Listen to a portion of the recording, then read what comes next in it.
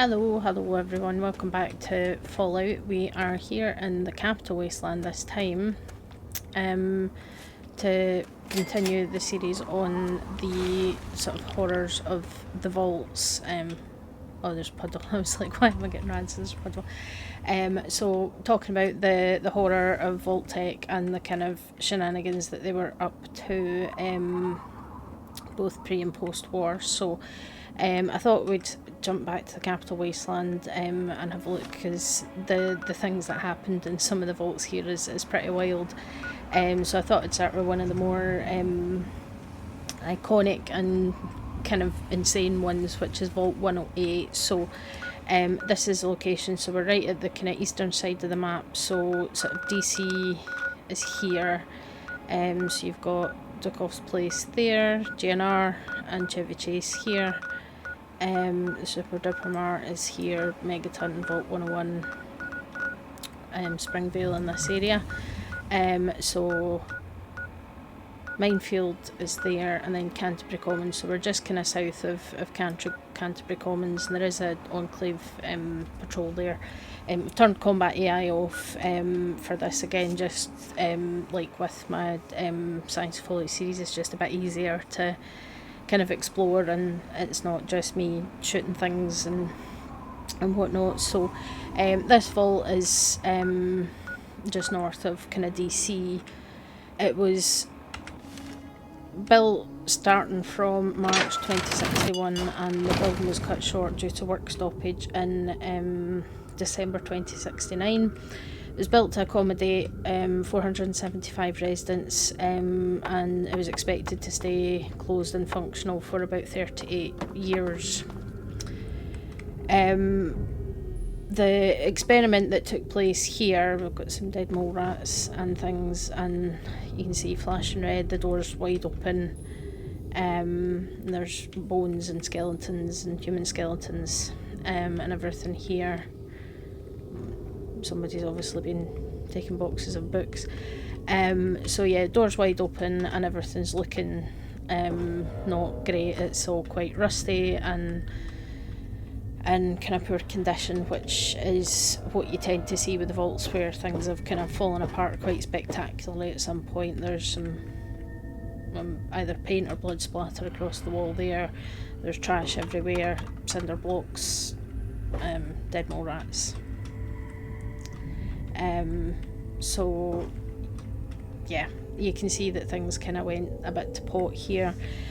So the experiment that took place in this vault, the experiment was that they basically left pretty much all major job roles unfilled when the vault was activated. So normally when the vault kind of activates the you know, all the kind of jobs, or the major sort of supervisory jobs and things, would all have been assigned before the vault was activated and things. So here they didn't do that. It was left up to overseer discretion. Once the vault was activated, basically the overseer would assign all these jobs to the dwellers as he saw fit. There was 3 named roles that weren't included in that. So that was Zachary K. Jameson, who was the Chief of Staff, Jerick Maddox, who was Chief of Security, and Nathan O'Ragan, who was the Morale Officer. So these 3 were the only other roles other than the Overseer that were assigned before the vault was activated and opened.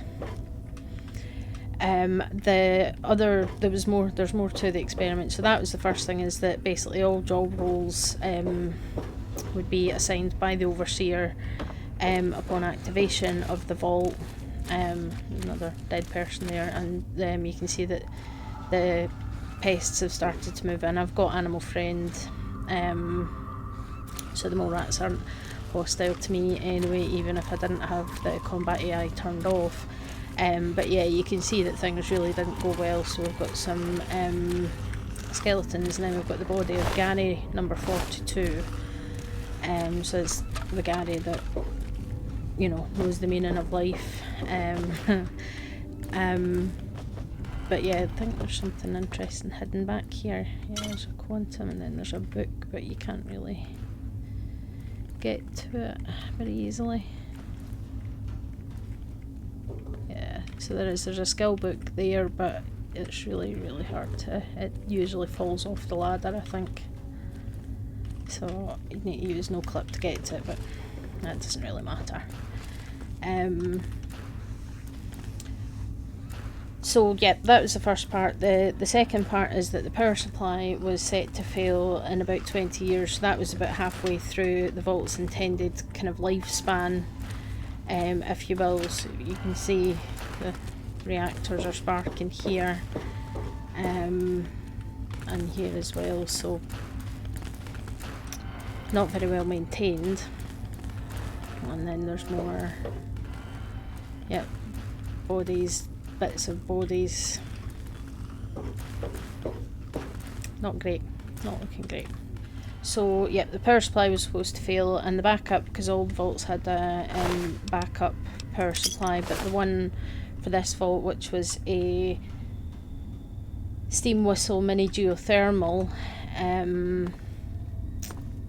basically wasn't going to be enough to power the whole vault, so it would be insufficient for the vault's needs, which is a problem. And then the final part of the experiment is obviously the overseer being in charge of all positions of authority and power in the vault, and the overseer that they selected, who is called Brodie Jones, had a genetic predisposition to a rare kind of cancer,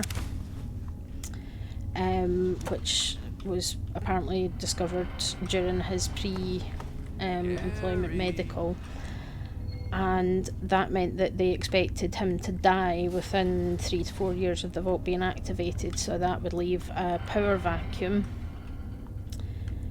They also, in terms of things that they stocked the vault with, so obviously we talked about for like Vault 13 that they changed the standard stock of that vault and sent their spare water chips to Vault 8 and gave Vault 13 an extra GEC. So in this vault they overstocked the armoury, so they gave them 3 times the amount of defensive weaponry that would be the standard, and they gave no entertainment, so all the kind of holo discs of movies and whatnot that were again standard for providing entertainment for the dwellers was not sent to this vault at all. So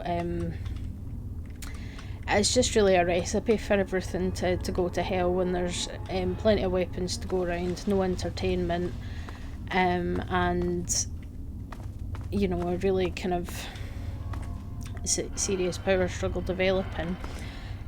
So the thing about it is, and this is the weird thing, is that the whole kind of outcome just doesn't really fit with any of that, because for some reason the outcome is that the scientists decided to keep trying to clone this one guy, who's Gaaarrryyy. So they basically kept cloning Gaarrryyys over and over.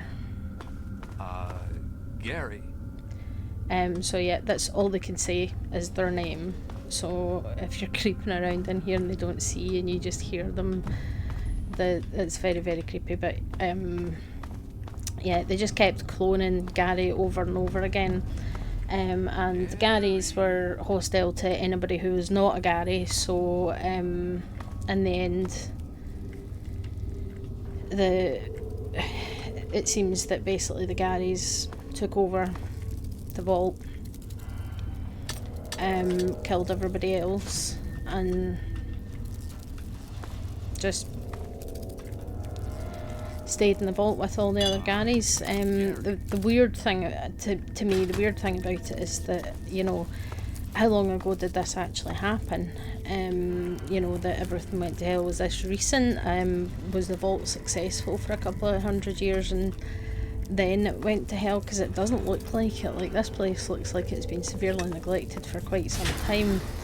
But if the scientists that were originally, you know, the first kind of dwellers of the vault, the first scientists of the vault, then how are the Gaarrryyys still alive 200 years later? It's very strange. Yes, Gaaarrryyy.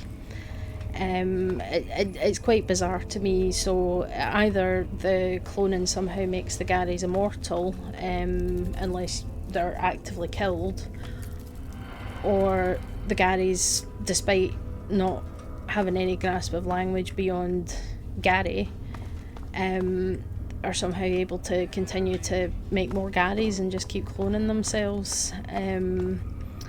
It's hard to say. It's all very strange. It's all very strange, but you can see the state the place is in. You know, this vault hasn't just been abandoned like last week or anything. This place has definitely been abandoned for a number of years, to my mind. So that has to be the case that either the Gaaarrryyys are essentially immortal, because they are still here, or the Gaaarrryyys are continuing to be made. So there's Gaaarrryyy36 looking very angry. Also the giant dumpsters, I don't know if this is where they put the Gaaarrryyys that didn't work. But yeah, I mean the place is completely trashed, so you can see this has been neglected for a long time. I think, yeah, the access to the female dormitory is blocked off. So yeah, I think this is supposed to be like the clinic, or where they studied the clones, experimented on them maybe. So there's Gaaarrryyy41. You can see there are a couple of terminals that are still active in this vault, but not many.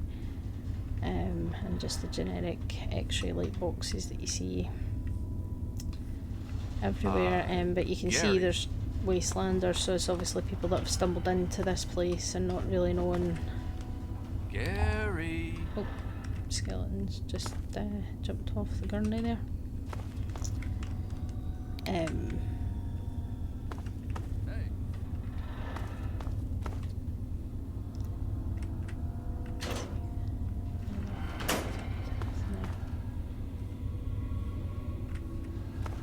But yeah, it's probably some random wastelanders have just kind of stumbled into this place, but it is definitely a bit of an odd one. Like the backstory that you have doesn't make sense with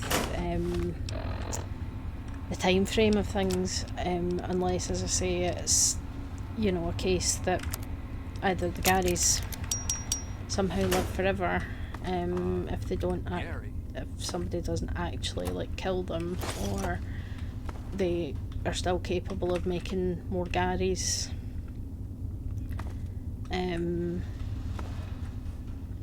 So we've got two in here. We've got Gaaarrryyy25, Gaaarrryyy47. This is also, as an aside, this is the location of the Charisma bobblehead, which is always nice to have. It's because Charisma does matter more in Fallout 3 than it does in Fallout New Vegas, because the speech checks, and you've also got Lion congressional style there as well. Because so spooky that. Because Charisma is a multiplier for the speech checks in this game, so it's not enough to just have the good speech skill. You need to have good charisma as well to be successful. So that's this way. Cool. Gaaarrryyy17. Yeah, that's kind of what they do when they're aware of you, but they don't necessarily know where you are, and you just hear them going, Gaaarrryyy. It's very creepy. Very creepy. But yeah, the whole place is pretty much trash. There's not really a massive amount of good loot in here. As I say, I found a couple of good wee bits of armour, and there are some skill books in the bobblehead as well, which is nice. There's Gaaarrryyy1. So he usually, he's got a 10mm pistol. So Gaaarrryyy1 usually has a gun. There's Gaaarrryyy43. Gaaarrryyy. Then this is just a storeroom. and all the coffee mugs that you could possibly ask for. So if you want coffee mugs,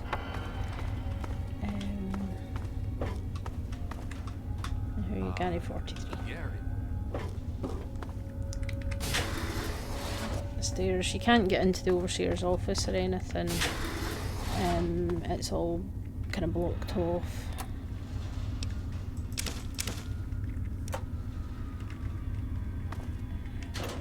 Empty locker.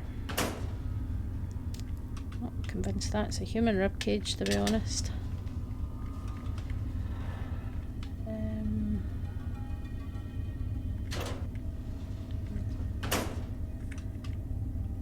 bits.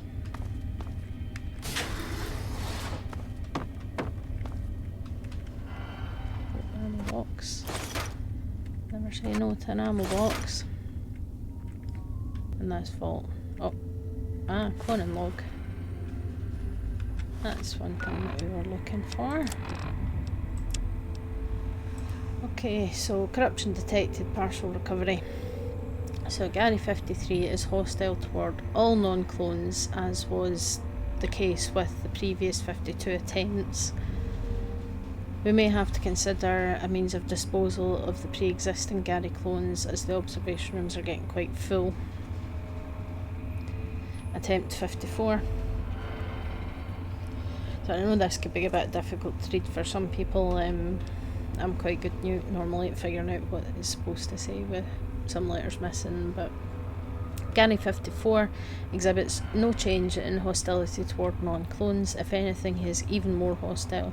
Dr. Peterson can attest to this, having been injured while examining Gaaarrryyy 54. Tomorrow we're going to dispose of several of the Gaaarrryyy clones, which will leave room for many more attempts and salvage data records. So that's all the data that we could get off this holotape. It's obviously been corrupted and damaged. So 54 Gaarrryyys, and nothing has, and they're still just as violent and hostile as before. It brings me back to a quote. I think it's often attributed to Einstein, but whether it was Einstein that actually said it or not, but that the definition of madness is doing the same thing over and over again and expecting different results. You know, and it is kind of a thing, like, if you're going to keep trying and nothing's working, then, you know, that is the definition of madness, is that eventually something has to give. So yeah, this vault apparently is the only one that has not got a working terminal. I was sure that it did, but the only kind of real information that you can get on what happened is from that cloning log holotape that we found. So certainly this vault is definitely one of the more crazy ones and the weird ones, because you know, the experiment certainly had an interesting kind of premise that, you know, they'd overstocked the armoury, taken away any entertainment, so the residents didn't really have anything to keep themselves entertained, and that pretty much all the important roles would be filled by the overseer upon entry. So the overseer was in charge of deciding who did what. Gaaarrryyy. And he was also expected to die within the first few years of the vault being active, to leave a power vacuum. The power supply set up to fail within 20 years, and the backup power supply not going to be sufficient for the whole vault. You know, and leaving that power vacuum, and it all does kind of paint a possibility of something, you know, to happen in terms of like the politics and things, maybe similar to what happened in Vault 11, you know, something to do with that. But it seems that the scientists, I mean, maybe part of it, I guess the connection could be that maybe the overseer, depending on who he assigned to the science team, if it was even people that were qualified to be scientists, or people that maybe had no concept of the ethics of certain experiment types or something, who knows.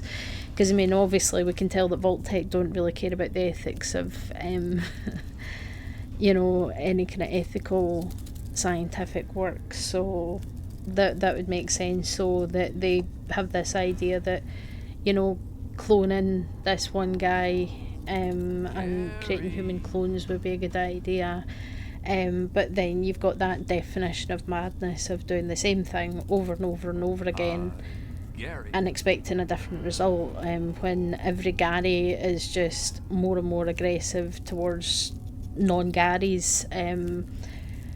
I'm guessing that eventually what happened, you know, they mentioned that Dr. Peterson was injured by Gary 54. And they maybe decided, okay, we're going to dispose of some of the Garys to make room for more Garys, more experiments.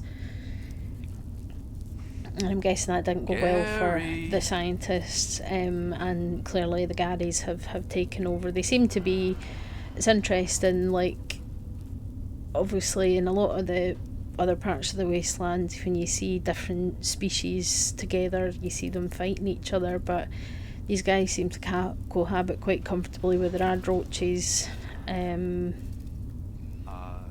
that hang around in here. Although that was a silly thing to say. I've turned off combat AI, so I don't know if the Garys actually do fight the Gaaarrryys or not.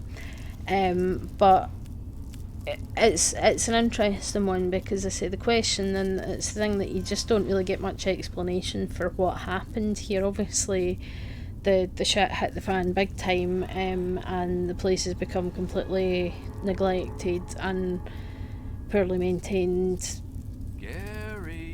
which makes me think that obviously these clones, the Garys, don't necessarily have the intelligence to know how to maintain the vault systems and how to maintain the vault in good condition or anything like that, which is why I think it would be weird that the Garys are still here. Like, if everything all went to hell within the first kind of decade or so of the vault being closed, even just the first kind of 20-30 years, how are the Garys still here?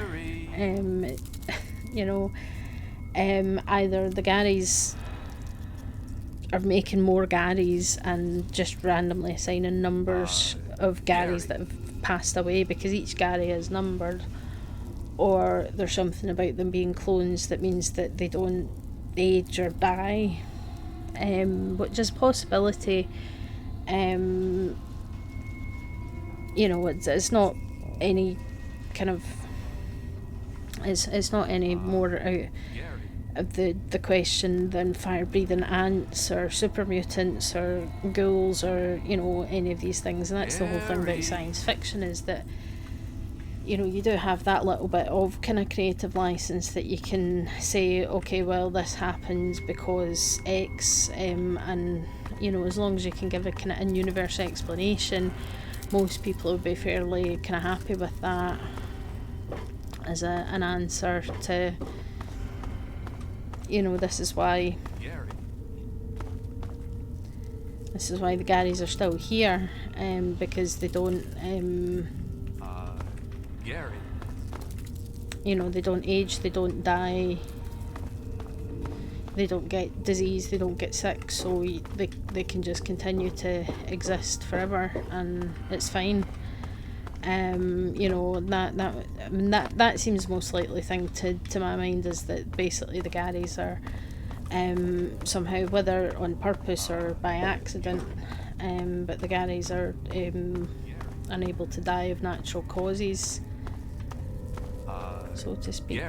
And the Garys just kind of continue their Gary lives until somebody comes along and kills them, and puts an end to it. So it's, yeah, I mean, this is the thing. Vault 108 is definitely one of the more kind of bizarre ones, and that it's, you know, that, like, there's a really interesting kind of setup for the experiment, but then everything is just pure chaos, and everything just kind of goes mad. That's where we came from, wasn't it? So watch me get lost and not be able to figure out how to get out of here. I do that all the time in the vaults, yeah, all the time. I, for some reason, just can't navigate them at all. But yeah, so that's Vault 108. I say it's a useful place to visit. There's not really any quests or anything that send you here.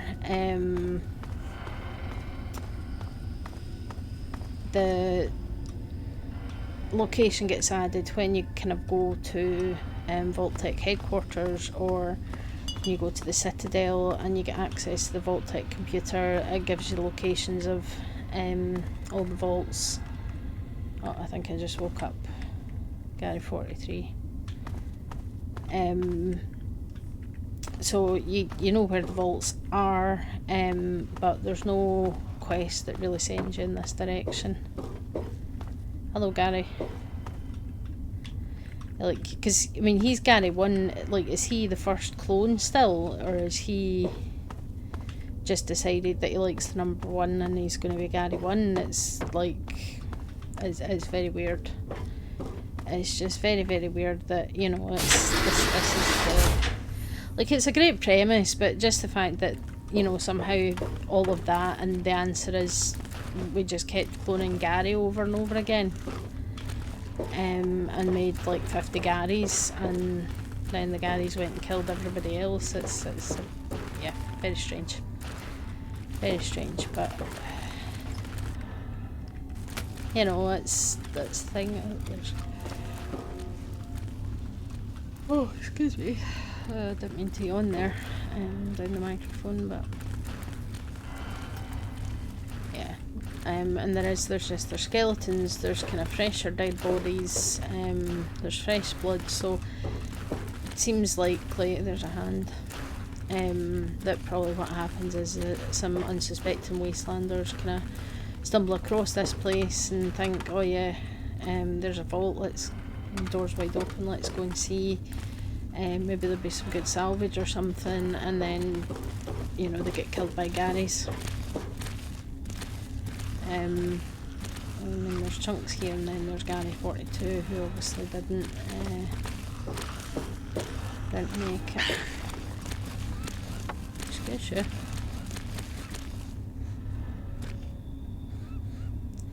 Yeah, the mole rats are kind of cute but ugly. You know, 11 quarters. So, yeah, so that's Vault 108 for you there.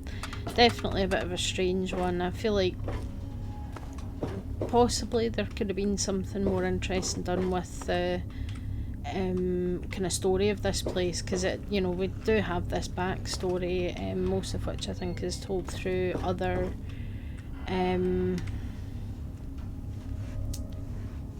places.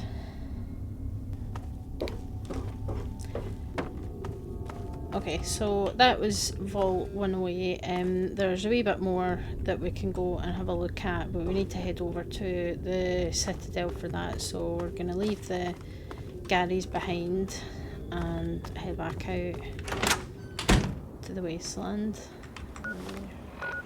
Although this map does show you where all the vaults are, except Vault 112, it's not included on this. But you've got Vault 87, 106, 101. You stop talking to me. 92, 108. Archives. There we go, finally found it. Okay, so this terminal is in the archives, which is in the A-ring of the Citadel. It's a bit of a nightmare to find anything, but this is obviously connected to database, or has database on it of the DC area vaults. So it's the vaults that are in Maryland and Virginia and DC itself. So interestingly, Vault 76 is included in this one. It's 500 occupants, 240 months, so 20 years, although according to Fallout 76 it was actually 25 years before it opened, but otherwise fairly standard. So Vault 76 is one of the control vaults that will operate exactly according to the plan dictated in the marketing material, and precisely to resident expectations. The vault will open automatically after a period of 20 years, and the residents will be pushed back into the open world for study in comparison to the other experiments. So the idea was that they weren't going to do anything weird, and then people would be asked to leave the vault and set up and live outside the vault and see what happened. That's restricted. So they obviously had kind of ideas in mind about that, you know, back at this point. I mean, this game came out in 2008, so, you know, it's interesting to see what I might do is we'll look at Vault 108, and then we'll get to the rest of it later. So it's the information on Vault 108 where we just were. So equipment issuances, this is where all the information I had at the start came from.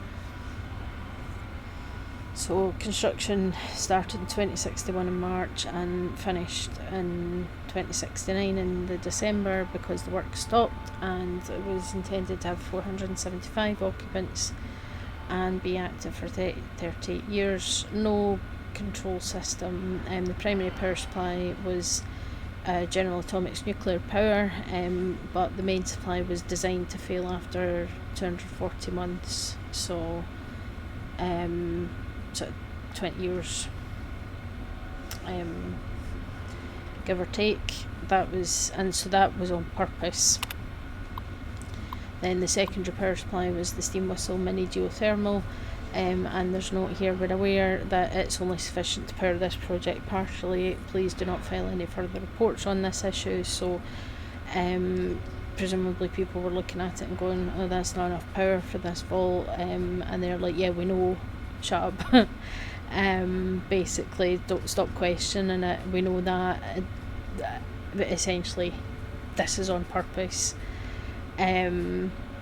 And then non-standard equipment, so this is stuff that's outside what the norm would be for the vaults, is defensive weaponry at triple the normal issue, and a note: do not stock with standard entertainment. So personnel assignments: Overseer Brodie Jones, Chief of Staff Zachary K. Jameson, Chief of Security Jerrick Maddox, Morale Officer Nathan Aurigan, and researcher note: all standard positions have been intentionally left unfilled, will be assigned by the Overseer according to the Vault 108 protocols. According to the pre-assignment medical tests, Mr. Jones has a genetic disposition for a rare terminal strain of cancer, which should ideally, I'm not sure I like the use of ideally there, ideally cause him to expire within 40 months of the project's inception.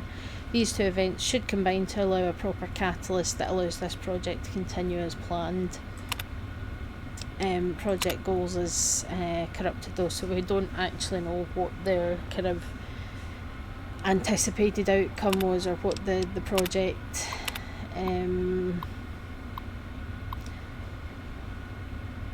to continue as planned. So whether, you know, I'm not sure if the plan was let's just clone lots and lots of Gaaarrryy's. I don't know whether they had something else in mind, that, you know, a power vacuum might lead to some kind of rebellion or factions developing or something like that. I don't know what they expected to happen, but I'm not sure that what happened was what they intended to happen. But that was Vault 108, so definitely one of the kind of crazy ones, and it's one of the more kind of iconic vaults from this game, Fallout 3, because just again it's just so bizarre. And if you're creeping in there and you've never been in there before and you just hear Gaaarrryyy, and that creepy voice, and you're just like, wait, what's going on? And it's just like, why is there so many blokes called Gary in this one vault?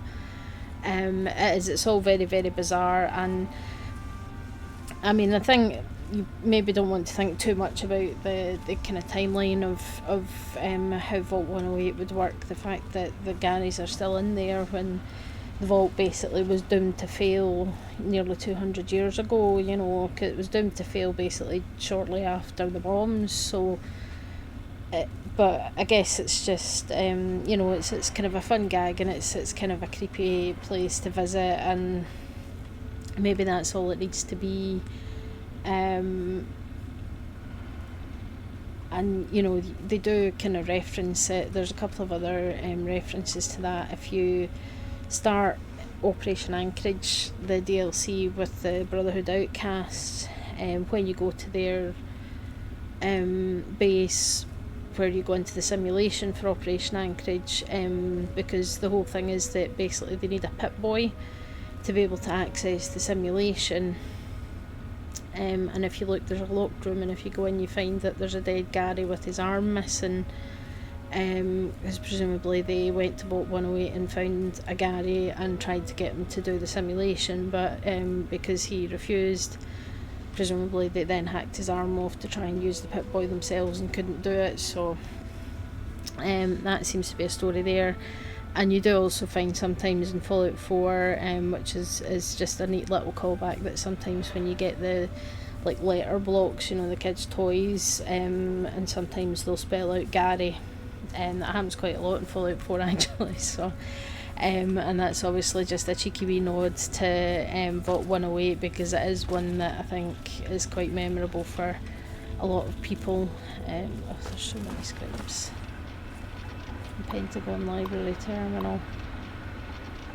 Oh, I've never seen this before. I'll cut off the video and I'll record this separately. I have those results you asked for. I sent them over to your station. But yeah, so that's the thing, and it's one thing to remember about Vault Tech as well, is that and the vaults, the contract as part of Project Safe House is you know, it's a government contract that they had before the war to create these vaults and things. So that's why there's a terminal here that has the data in the local vaults. That makes total sense, because if you didn't know, the Citadel where we are, where the Brotherhood have set up, is the Pentagon. So obviously quite an important building to the US government and the United States in general. So that's where we are right now, is what was once the Pentagon. But I'll leave you here, and next time we will pick up with another vault in the Capital Wasteland. We'll maybe go over to Vault 106. That's quite a fun one. It's an interesting one as well. Again, it's you know, some of the experiments are pretty off the wall, but that's what makes it interesting. So hopefully you have enjoyed this rundown of Vault 108 and meeting Gary and Gary and Gary and Gary, all the other Garys, and maybe, I don't know if anybody has any other suggestions for why the Garys are still around, or what, you know, what else could have happened in Vault 108, because it is one that we really don't have a lot of information about, like, you know, what exactly happened. It's you know, it's very, very limited, but I'd love to hear any theories, any thoughts about Gary's, all the Garys and Vault 108. So any thoughts, pop them in the comments. I'd love to chat about it, and see if anybody else thinks of anything else that might make sense for it. But in the meantime, I will leave you guys in peace, and I'll catch you next time. So say next week we'll maybe head to Vault 106, but if there's any specific vaults that you want me to cover sooner, let me know as well. I'll be happy to take a look, and I'll catch you guys next time. Bye.